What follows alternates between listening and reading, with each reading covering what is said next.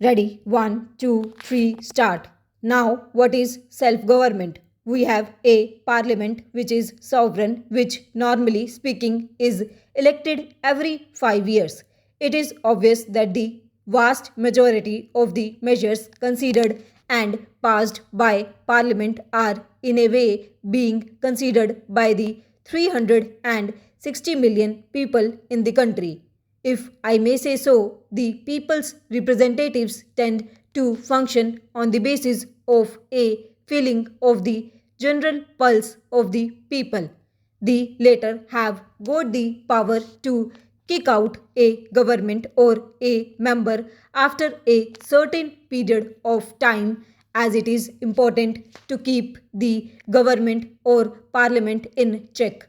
Again, there also exists a general feeling or awareness in the people that things are being done according to their wishes or in consultation with them. In fact, they have begun to feel that they are governing themselves. This is only partly true, but it is true enough in the sense that there is a check on the government and also on parliament, and that it can be kicked out if it went too far in any direction. Therefore, it behaves and tries to keep in line with public opinion. By and large, a parliament or a government does what is reasonable without really making a reference to the people, so long as it gives the impression that democracy has been preserved and that people are being consulted, that their wishes are being respected, all is well.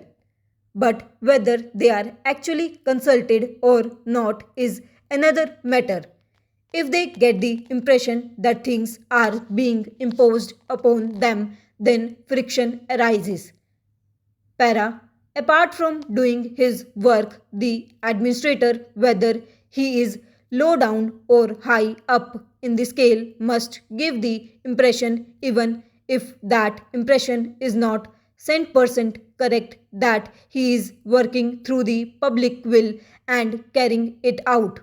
Of course, this cannot always be done. The administrator cannot carry out everybody's will, but he must give the broad impression that he is functioning in accordance with the public will, always thinking of public grievances, trying to remedy them, and consulting the people. Whether such an impression is created or not depends upon the manner in which the administration functions. It is quite essential in a democracy to create this impression in the interest of both the public and the administrator. Otherwise, democracy rebels, perhaps not immediately but after a period of time.